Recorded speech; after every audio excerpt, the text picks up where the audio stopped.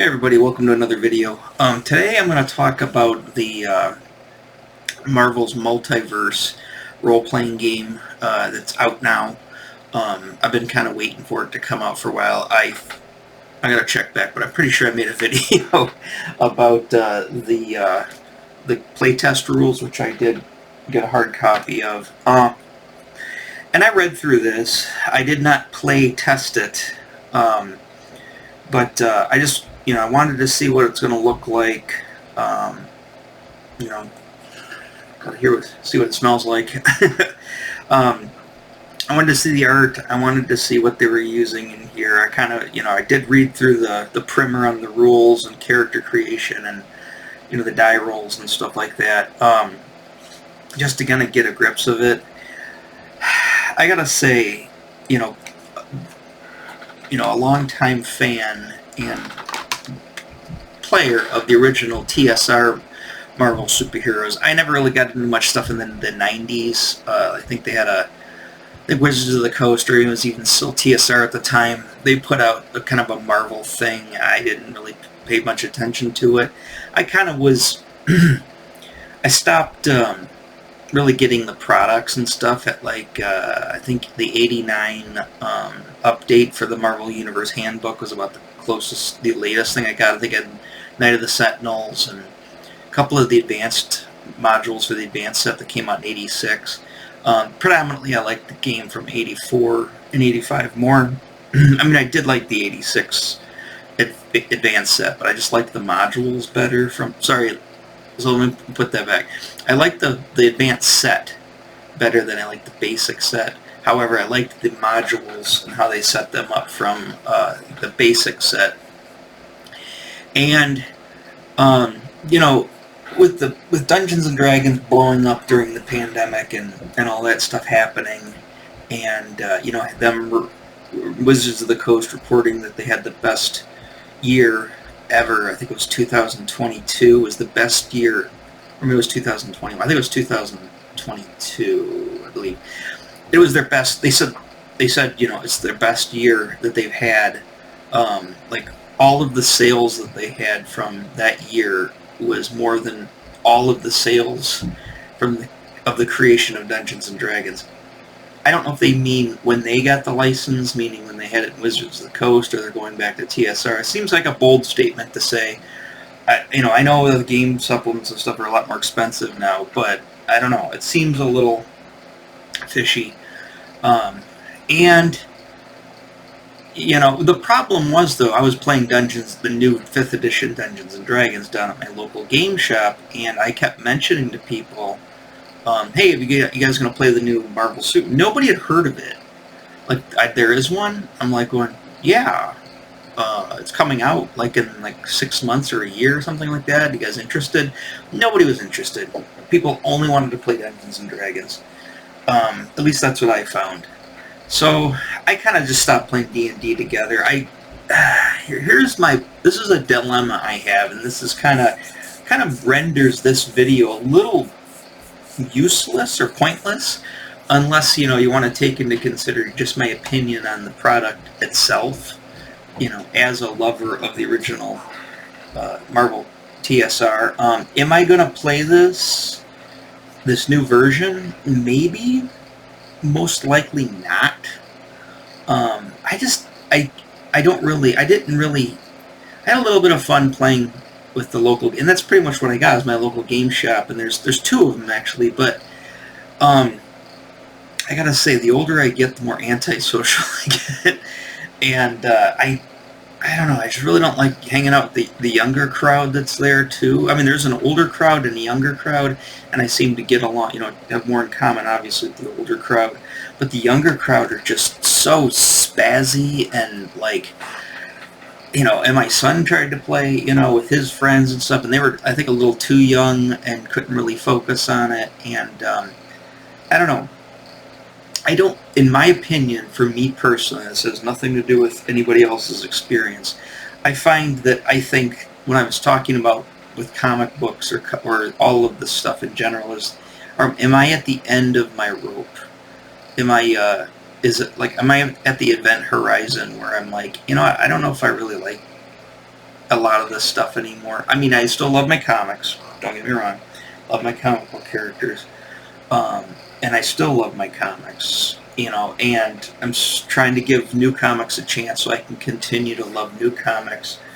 But as far as like all of the others, all the peripherals that I used to be so into, where it's just like, oh, I love the comics, I want to play the game, you know, even back in the day, the game I had was, you know, we didn't have a big game group. I would say there's maybe 5 of us, 4 of us, more like 4 of us, I think. I'm trying to think. The Ruther friend, the other friend from the trailer park, I think like one other person, and that was it. And we rarely played together. It was always like 2 of us at a time, or maybe 3 of us at a time. One person would run an adventure, and then the other ones would follow suit. Let me pause you there. By the way, we're still good during, or I guess the eclipse is still going on right now. It's like 4:21 here now in Michigan. I think it passed over us like at like 3:20, 3:30. I watched it live on a cam just to see it, you know, for Michigan, to see where it was at. And it got a little dark, it got a little weird looking, but for the most part, it really wasn't that exciting.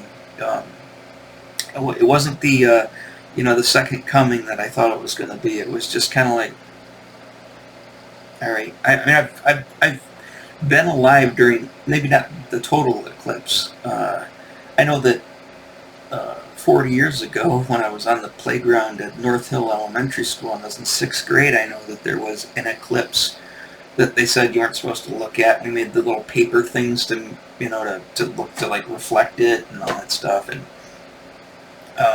so I know there's that. I know I was on my friend's driveway during like the early 2000s, late 90s. I think there was like a partial eclipse. That there was eclipses.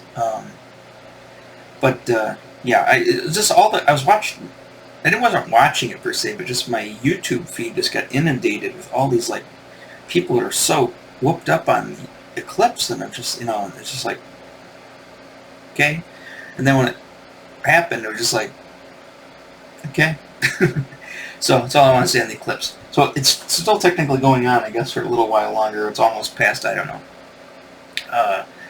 But let's back to the subject at hand. So I don't have the new book.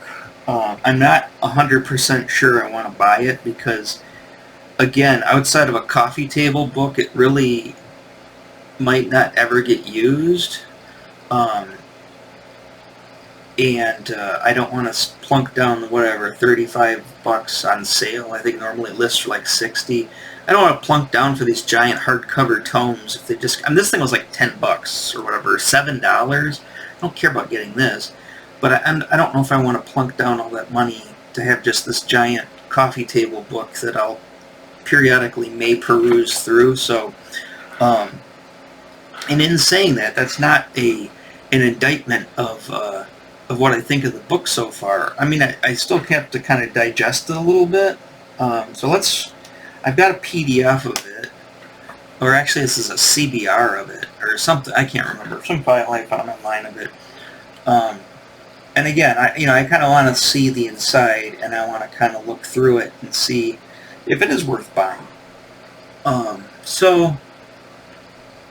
I did start reading the main book, the rule book, core rule book. This is the core rule book a little bit. You can get this at like Target. Everywhere's got it for about $35 ish. So unless you find a better deal, then that's about what it costs. The cover I find to be a little bit busy, but that's how all the artwork looks like nowadays. It's busy like that. I guess it's not super busy. You got Iron Man and Ultron, bookending the title there. You've got Hela on there, Thor. Obviously, the black and the black silhouettes are supposed to be like templates, like if they had the advanced set of like those are going to be your player characters. Those are like that's the characters that you create. Those are the template for your own custom figures. And here's the thing: most of the fun we had back in junior high and high school was just making up characters. And we did this with Deep Dungeons and Dragons too, but and more so with Marvel, because the Marvel games, because you would make up comic book characters that you were going to make comics about, come up with your own comic book characters, but you wanted them kind of, even if they didn't live in the Marvel universe per se, you still wanted them to be very, cut from that same cloth. So we would use the character creation rules in the game, not necessarily to make a character to play with, but to make a comic book character that we could use, to tell stories with. And I had like these, it was like a quasi DC Marvels guy, people that were called, they're kind of based off like the Children of the Demon, or no, Children of the Night, or no, what were they called? Yeah, Children of the Night from Dark Knight.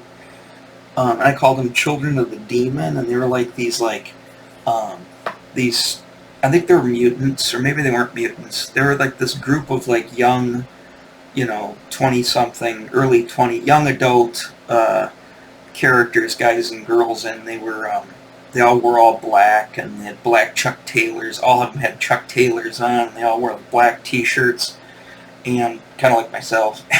And, I'm wearing my Ghost shirt today, but they would wear, and they would have cool hair, and they looked more like just run-of-the-mill young adults, like kind of punky, quasi-punky, quasi-gothy kind of kids. And they were supposed to be like this, like, group of kids that were like, had like demonic powers. That's why they're called Children of the Demon. And so they all had like these demonic powers that they all had, and that was like my idea. I was going for like shock value. I was going for, I was in a dark time as a teenager. There were a lot of teen angst. So I wanted these dark teenagers, that were like cool, and had demonic powers. But I had them all drawn up in my notebooks and stuff, and people thought they're really cool, and they saw them. But all that came about from making Marvel superhero role-playing game characters. So I can see, I can make characters now. I mean, and the thing is, here's the rub when it comes to it. That was back in the day when you thought making characters might appeal to people. Today it seems like nobody could care less. Almost all of the original characters that I've come up with, people don't even. You hear crickets. It's nobody cares about them. They just want to see the same Marvel characters regurgitated over and over and over again, doing the same thing. People don't seem to want original characters. That's not to say that the original characters that come up with are great, but people don't even get a chance. It's literally like, it's, lights out, or, no one's home as soon as you do a character that nobody recognizes. And the funny thing is, sometimes when you pick like obscure characters, especially from like the Marvel Universe stuff, characters that are like, deep cuts, right? People assume they're original characters, and it's the same reaction. You're like, okay, these are Marvel characters, and this is kind of the problem with the MCU, is the MCU, kind of did the same thing. They started to grab all these third-tier characters, these deep-cut characters, and nobody cares because they're not Spider-Man, they're not Batman, they're not, Captain America, they're not Thor, they're not the Hulk. And people don't want to see that. They don't want to see obscure characters. It's funny. And the thing is, I heard this by a couple of different people that are talking about comic books in general and stuff online, and what they're saying is, because of the state of the MCU right now, and its kind of decline, that normies, which kind of made it so popular and like boosted the sales of everything, and got these giant numbers at like comic book conventions and everything. Now that the MCU is kind of faltering, and I think people have superhero fatigue, I think normies are checking out of geek culture just in general. I hate using the terms. I find it very derogatory, but it's the only thing people seem to understand. Because of normies, it's like, oh, it's geek culture. Suddenly normies who used to make fun of geeks now think it's cool to be a geek. It's just like, and then they be like, oh, I'm a geek, I'm a nerd girl. It's just like, oh, for Christ's sakes, people. Like I said, I mean, that I remember a time when I was in high school and all of that stuff was derogatory, and nobody thought it was cool, and and then when suddenly all these it's like going to a Super Bowl party, or I mean, or it's just like when you like really like something and you're pretty hardcore on it, and you know, and then suddenly like your mom gets involved, or like your wife gets involved, and they want to make a Super Bowl party about it, and it just like, and then they just chick it up, and you're just like, no, don't do that. And none of them are really into it as much as you are, because usually most normies aren't. That's why they call them normies. And when all the cool kids come to the party, or the lack of party, when all the cool kids try to make a party out of what's not, it's just you and your small circle of friends that are kind of misanthropic and don't like the normies and don't like the real world. When the normies crash the party and make it a party, it no longer becomes fun. And and you just you rubs you the wrong way, and you're just like, I'm done. I'm going home. I'm grabbing my toys and I'm going home.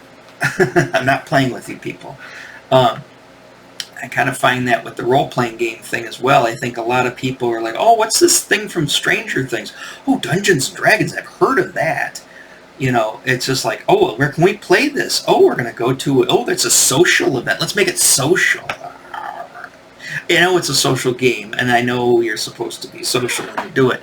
But I mean, when people, make it a thing, and he's like, this isn't a thing. This is just something we do that we are passionate about, we enjoy. Does that make sense?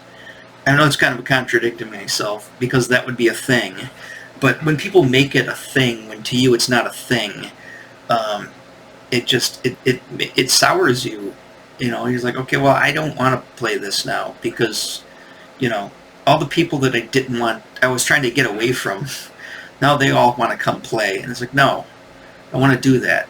So again, with this stuff, I think because of the Dungeons and Dragons craze, because the pandemic being over and normies going back out and doing normie things, I think that the popularity of just role-playing games, tabletop RPGs and stuff, is just going down back to basically what it was, which was adult horror. And so I think that Marvel putting this stuff out, I think it's a little too late for that.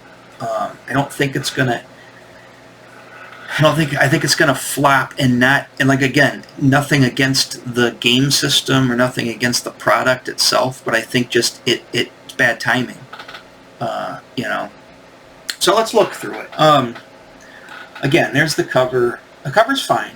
It's colorful. It's nice. I mean, this is gonna, when you see this in person, which I have seen it in person, it's a nice, like a D&D 5th edition book. It's a big hardcover, premium format book. That's why it's premium price.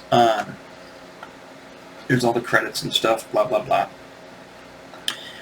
They break it down obviously into how to play, core mechanics, game profile, or character profiles, how to run combat, how to create a character, how to give them backstories, how to use their powers, how to pick their powers, how to, power sets. I don't really like how they handle the power sets. I like the old version better. I just thought it was simpler. One thing I gotta say about this game system is it is overly complicated. At the same time, overly simplistic. I know that doesn't make a lot of sense, but it's... I guess it's not overly complicated. It seems to me, this is my opinion only, it's counterintuitive. And I'm just like, the whole dice thing, fancy dice, about as fancy dice as I want to have is a set of percentile dice, that I bought from the hobby shop, that aren't just their standard 6-sided dice, right? The original game only had 10-sided die, percentile die. It was die 100. It was, a red 10 and a blue 10-sider. One of them you pick for your 1s, one you pick for your 10s. and you roll them, and there you go.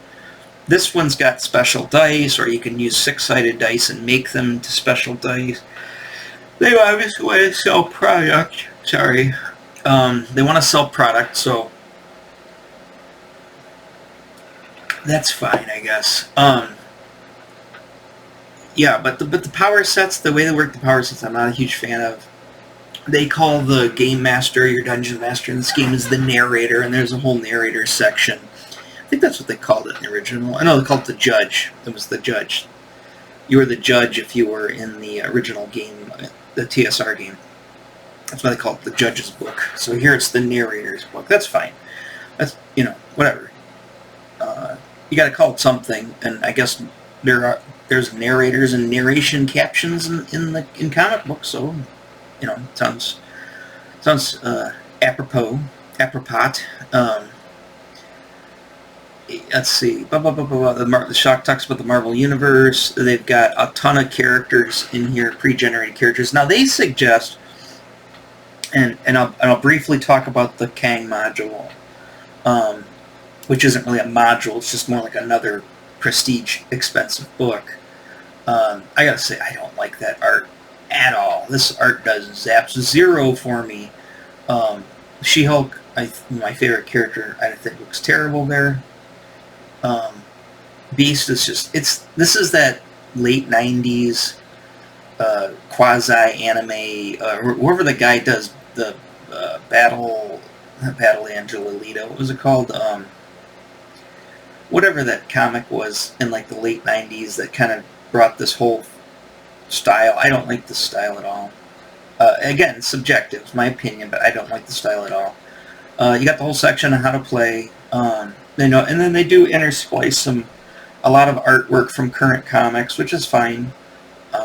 Some of it I like, some of it I dislike. There's Rocket. Then you got core game mechanics, and this tells you how to read the die, and tells you how to, basically the core mechanics of the game. As you can see, there's like a little Marvel symbol on one of the, if you buy their special dice. I won't get into the whole nuts and bolts of it. This isn't like a how to play the game thing. If you're interested, just either pick this up, because it's got a lot of it in here too, or just find a PDF or a CBR and just check it out, or go buy the book. I definitely think if you like this, if you like Marvel Comics and you like to role play, I think it's not super expensive. I think it's worth checking out. Give it a shot. I haven't really heard a lot of people talk about playing this game yet, because it's still fairly new, but and I haven't played it yet, obviously, either. But, and then here we go with character profiles. Basically, this is this isn't a how to create characters. This is like how to read a character data, or a character profile, what's on it, and what everything means. So you've got that. There's a more modern Monica Rambeau on there. It's kind of cool. So here we go. Here's character profile. So we got Spider-Man, and then what they suggest is you take this page. Now, if you have the PDF, nice thing is you can just print the page out. But you can. They want you to take a blank sheet and then copy down all of the information onto it. That seems to be a lot of work. I would probably just print out the page and just have it in front of me, and then just have it maybe this on the side, and just maybe I'd fill it in slowly as while I'm twiddling my thumbs and waiting for the narrator to get things going, or wait for my turn. Maybe I'd copy some stuff down and whatever, but don't like that art. And then the whole section on combat. They talk about using miniatures and stuff and how that works, which is pretty standard. It's the inch, the standard inch grid.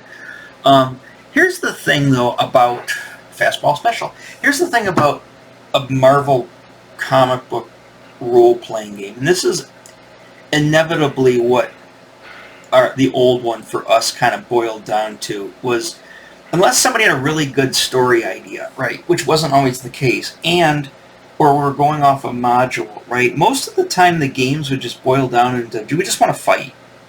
I just want to grab the X-Men and take them up against, whatever, or I want to grab, I want to be Colossus and Wolverine and have them fight Juggernaut, and Sabretooth or something like that. That's basically what all of it just boiled down into it.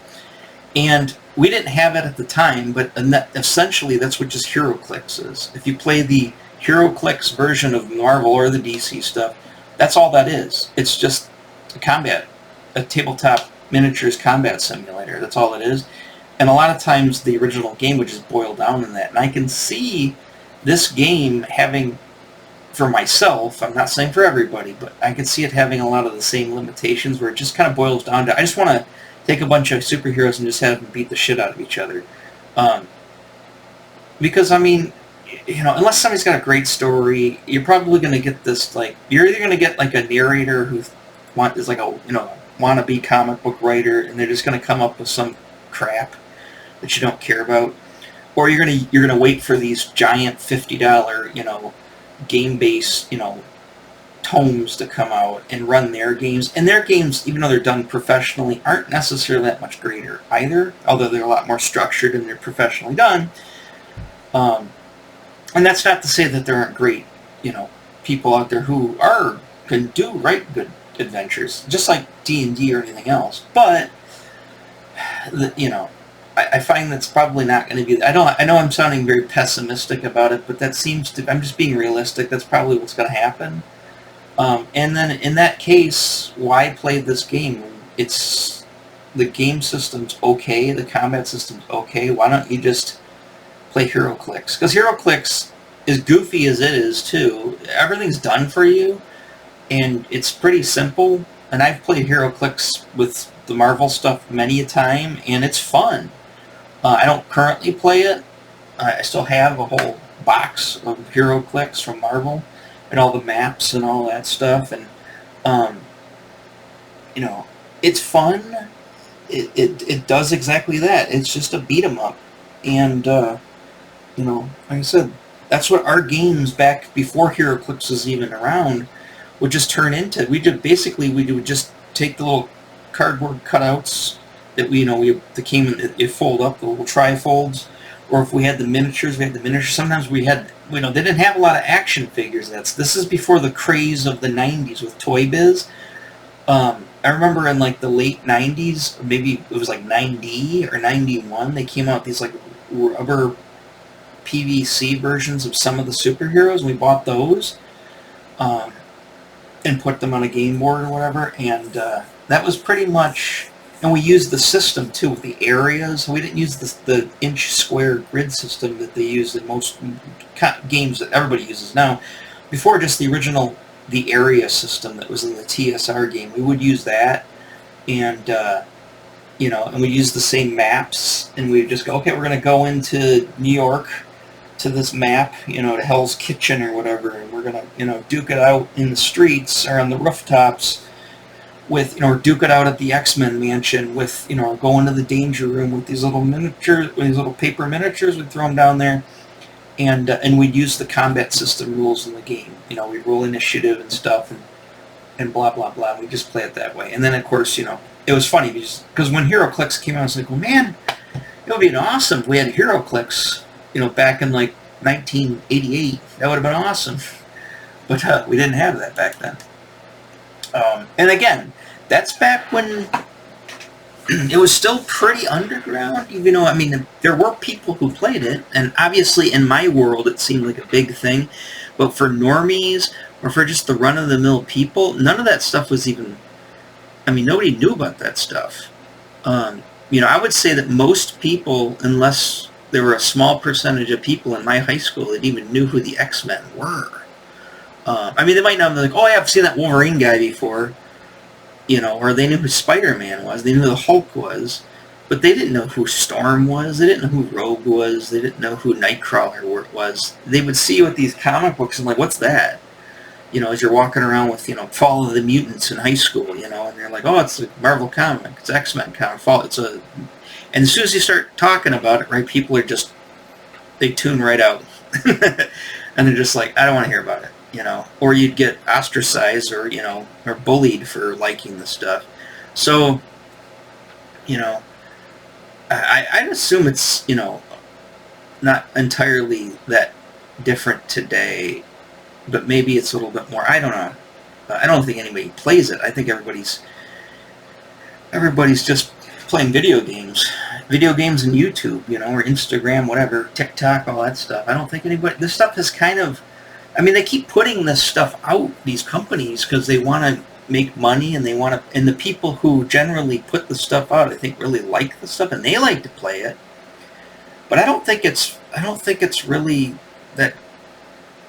You know, I think it's pretty underground. I think, you know, I think the expectations, if as long as they're not, you know, outrageous, I think, you know, it might even be with these companies is, you know, this is kind of, you know, obscure. This is a kind of a niche thing that not a lot of people are into.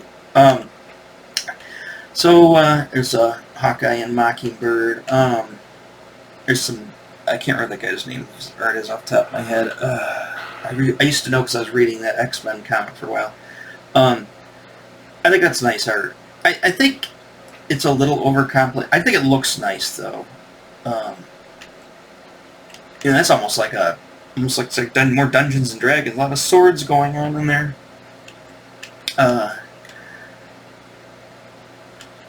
Where are we at? I think we're still in combat. Yeah, we're still in combat. There's Juggy right there. I like the way they did that. Split the page up like that. It's kind of neat.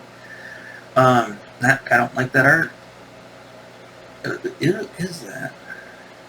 I don't know. Creating a character. So here's your whole section on creating a character. So I was checking the time. Sorry, I'm trying not to say every 5 seconds. I know it drives me crazy when people do it, so it's probably driving you crazy as well. You got building a character. Ranks are how they like the leveling. And I read a little bit of the module too, and how they set that up is each chapter is considered like a comic. I think that's how they say it. So like, let's say like they have a 6-chapter or 6 different encounter adventures, all part of a campaign. The campaign would be like a 6-issue, like a trade paperback, and then all 6 are like the 6 issues of that trade paperback. So they kind of want to, you know, make it like a comic book, or how comics work. And you start out at a certain rank, and the game is set up to rank people. And they've got a couple of different ways. That either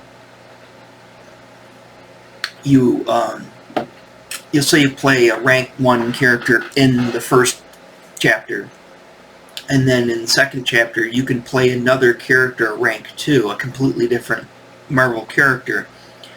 Or they give you rules on how to upgrade, you know, how to level up that character from rank 1 to rank 2.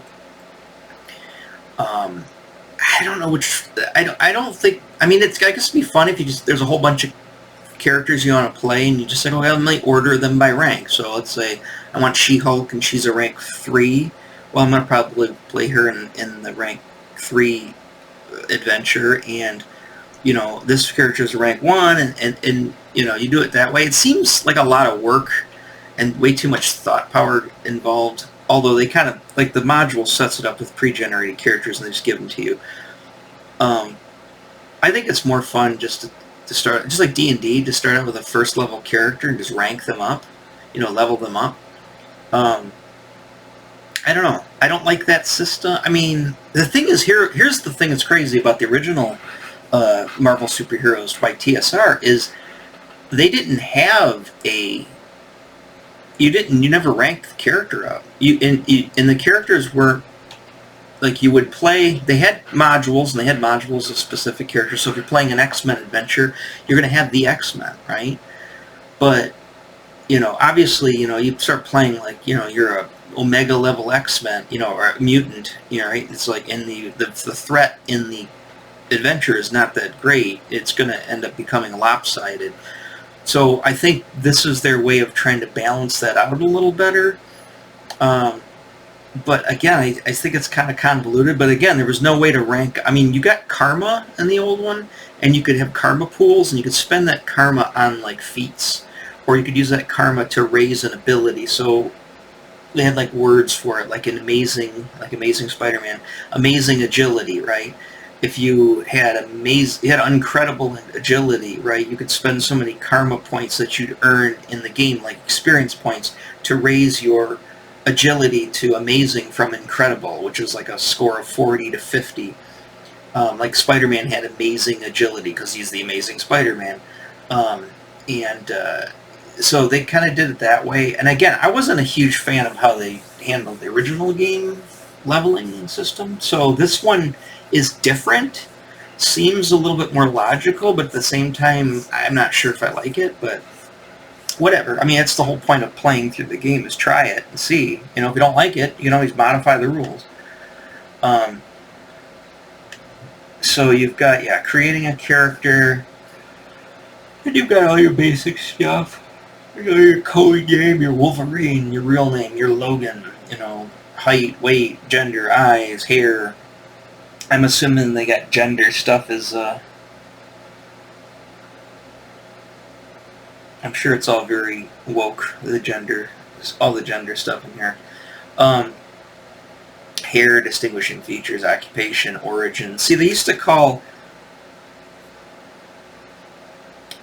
Did they have occupation? They didn't have an occupation yet. They used to have base, just like that. Base of operations, that's what they called it.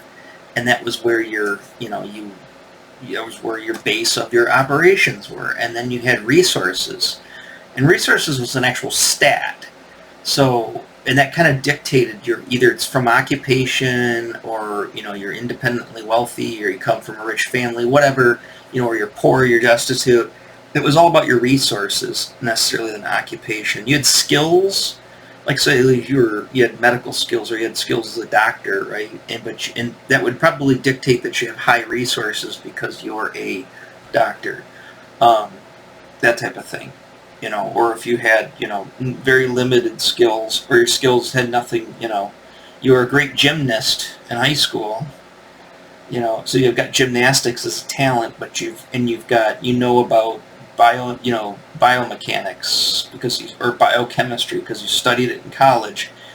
It doesn't always make you a biochemist. You could be somebody of very low resources or destitute because they're just a poor person, but they had the knowledge that they learned. But so I think they kind of, that stuff's all the fluff. I mean, like I said, when it comes down to hero clicks, it really doesn't matter who knows biochemistry when it's a beat 'em up, So,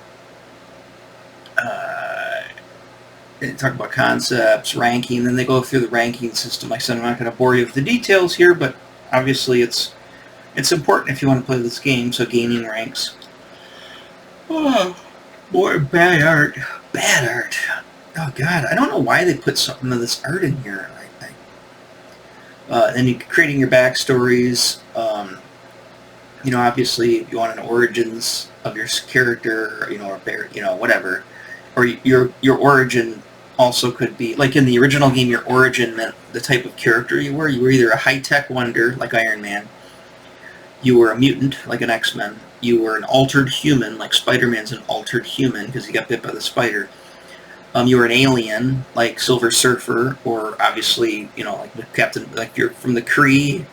They show aliens here. Your Kree, your Shi'ar, your Skrull, Atlantean, Eternal, high-tech. So it's pretty close to how it used to be. High-tech wonder. You could be an android.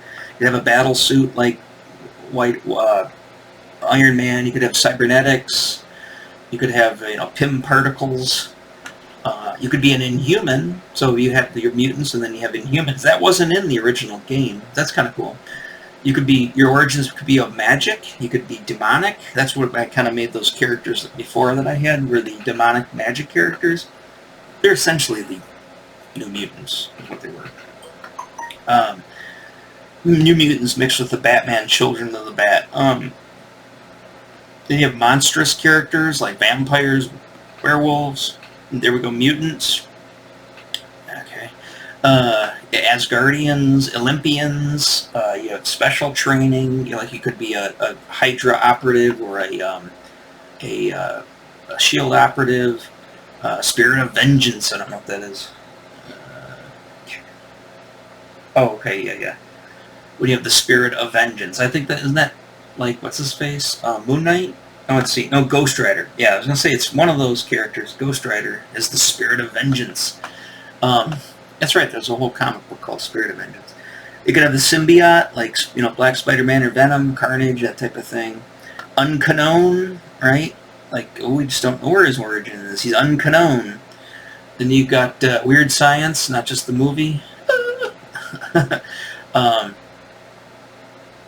That here we go. Occupations: adventurer, assassin, criminal, educator.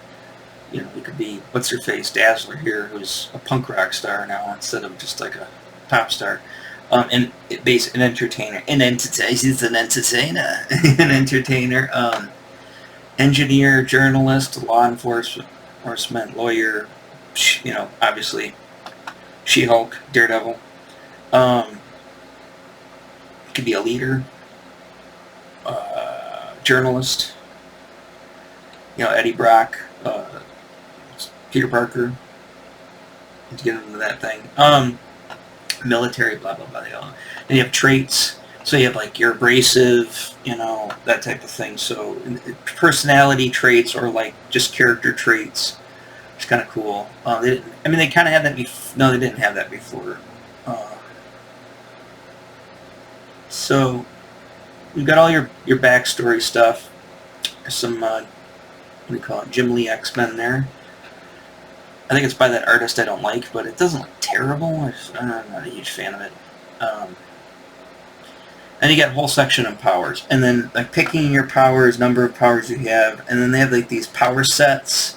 So like they kind of had that before, like you had like energy control, right, or control powers, or was it energy control? It was a specific chart, and then they had like fire control, water control.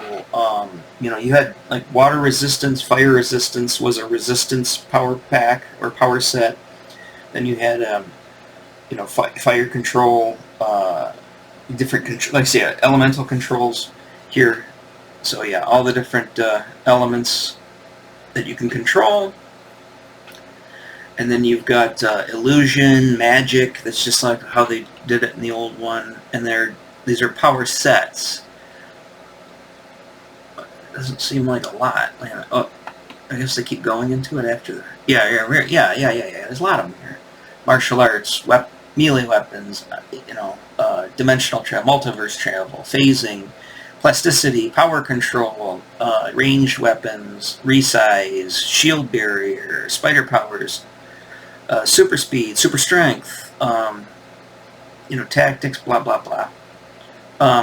In like super strength in the old one wasn't necessarily a power. I think they did have it listed as power, but you didn't have like you wouldn't. I'm gonna use super strength to do something. Super strength usually just meant it would give you a bump. Like if you picked super strength, I think it lets you add like one rank shift for your strength because it's super strength. So let's say you already rolled high and you're like incredible strength, like Iron Man has incredible strength, or that's pretty tough.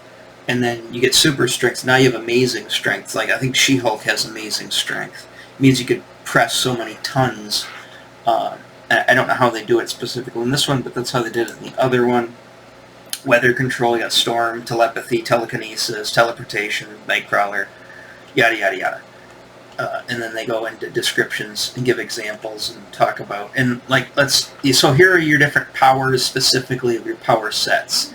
So let's go to one that's actually pretty, okay, super strength. Okay, so you got banging heads, clobber, crushing grip, rank 2, ground shaking, stomp, smash, immovable. This is like your Hulk or She-Hulk or somebody along those lines.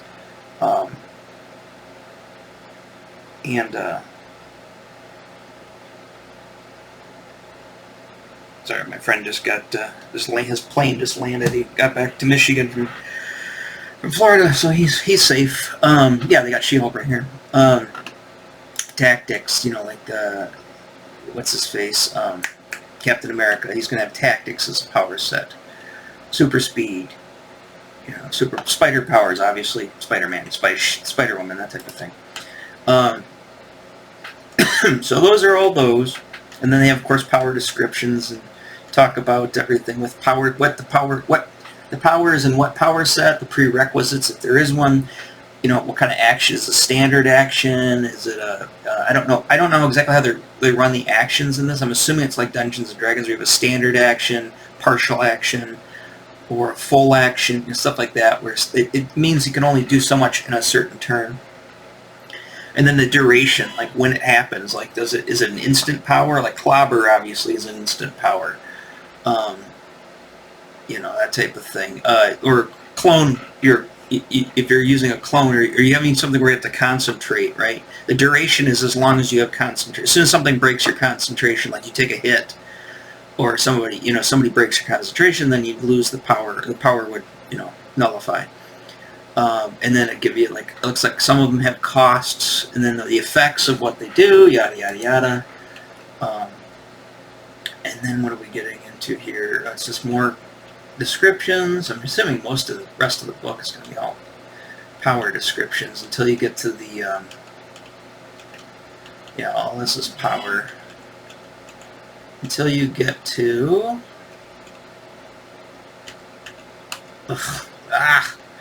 characters. So they're going to go through all the characters, and there's not every character in here, just like in the original one, but there are an awful lot of characters.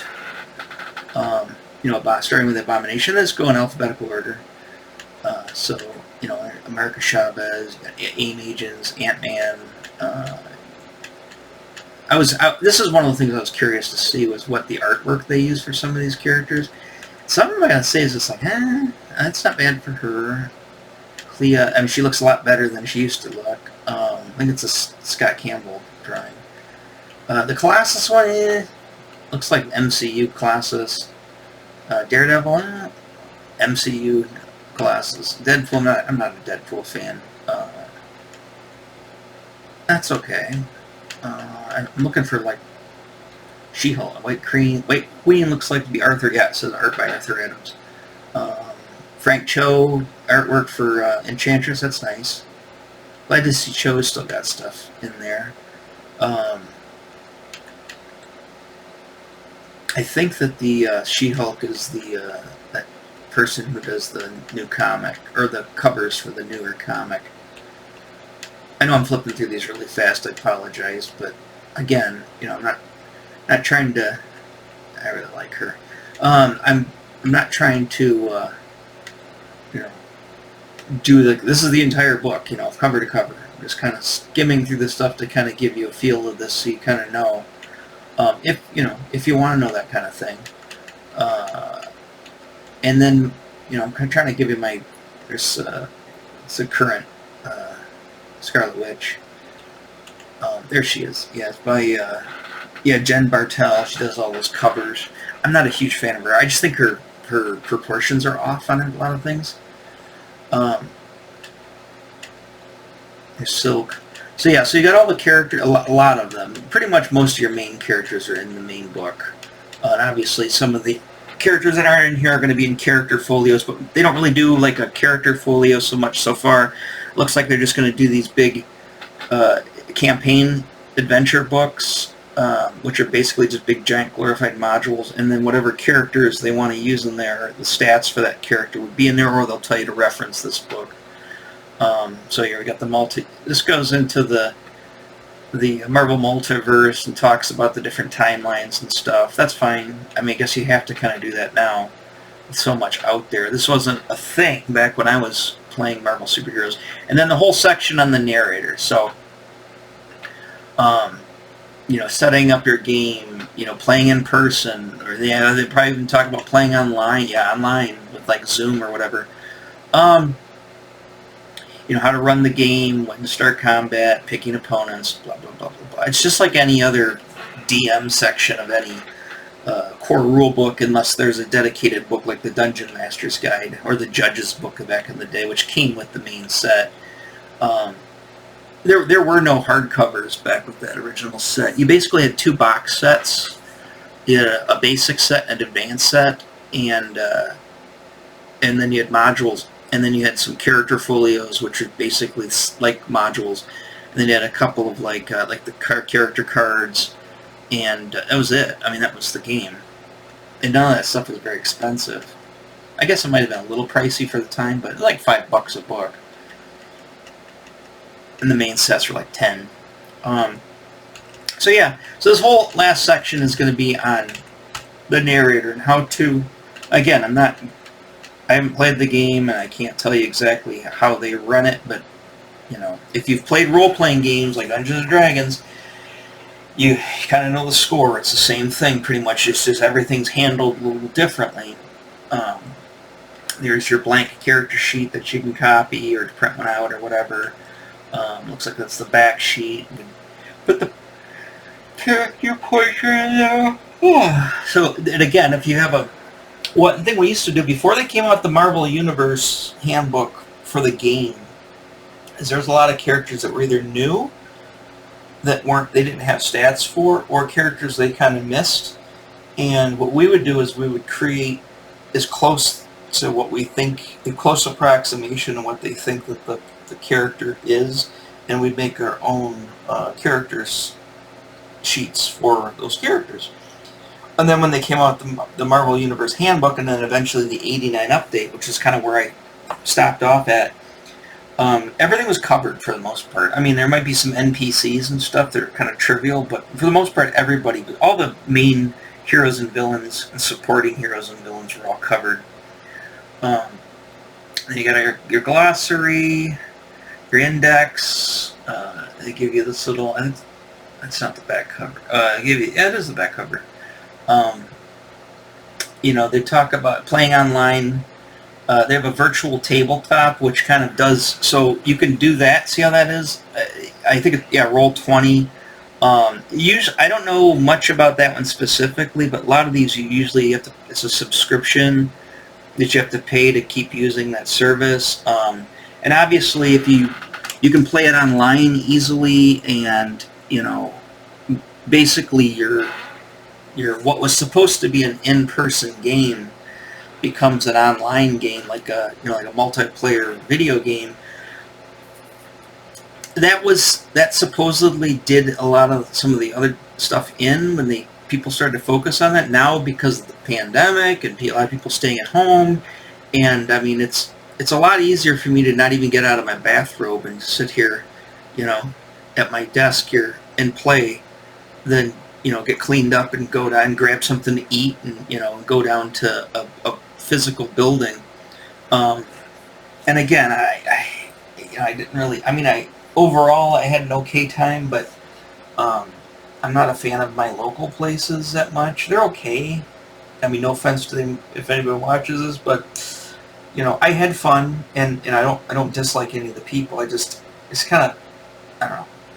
There's a few things that happen that kind of rub me the wrong way, and you know, and at my age and stuff, like I said, and I don't even know. I keep thinking maybe I'm aging out, or my interest isn't as great as it used to be on a lot of this stuff.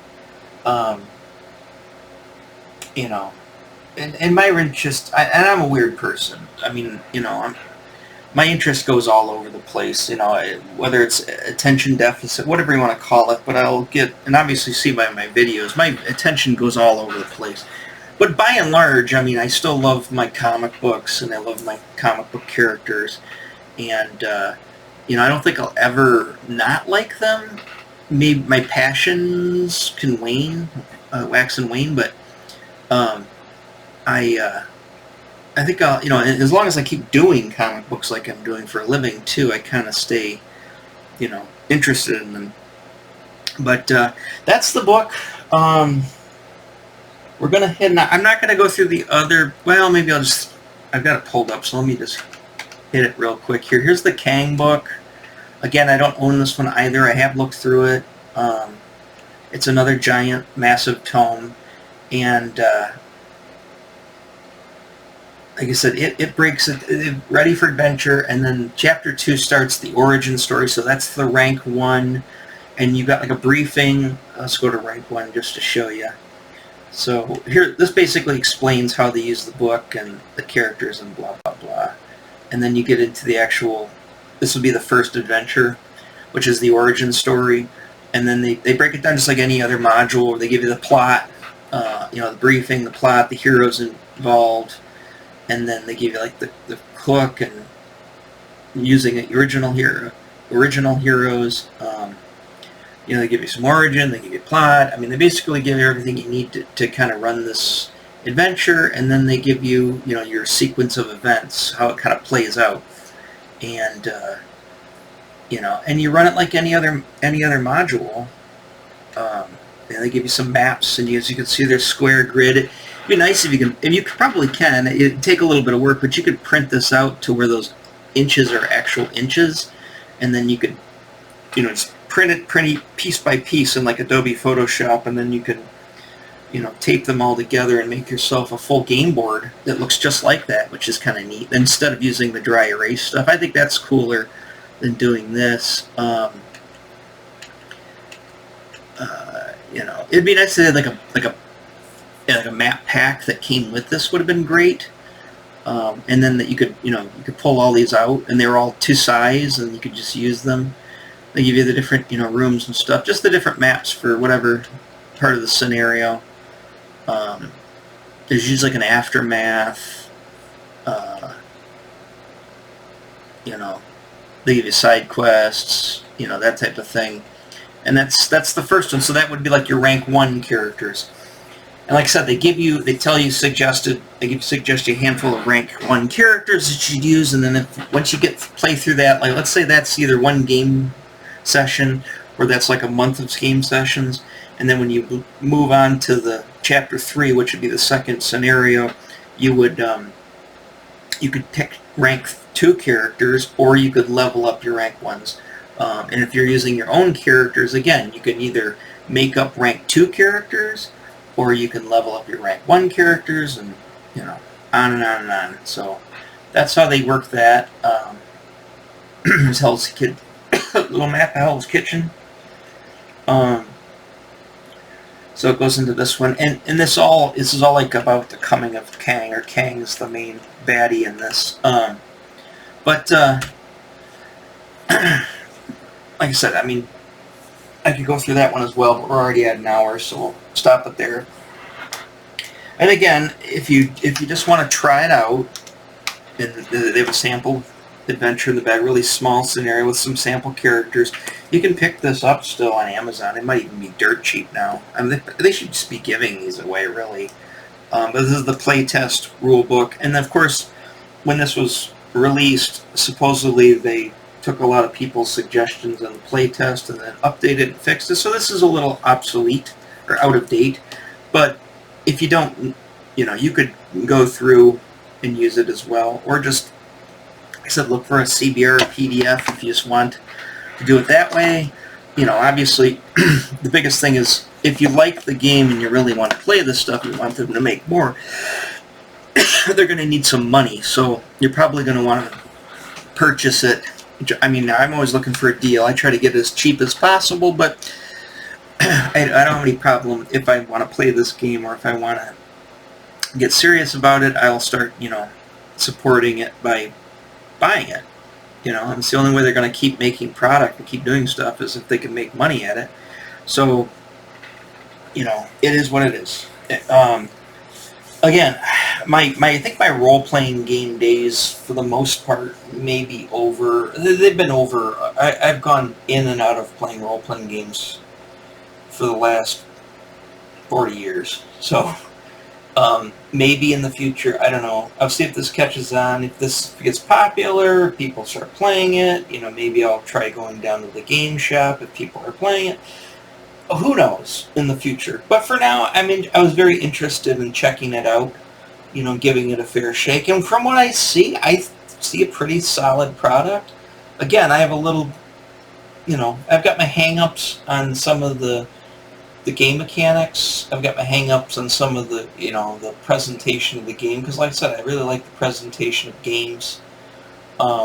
But by and large, I think it looks like modern comics. If you're a modern comic reader, this should, just like if you were a modern comic reader in 1984, the TSR game looks just like modern comics. And You know, and then of course when they did the 86 advanced set, it looked like 86 comics. So it definitely looks like modern comic books.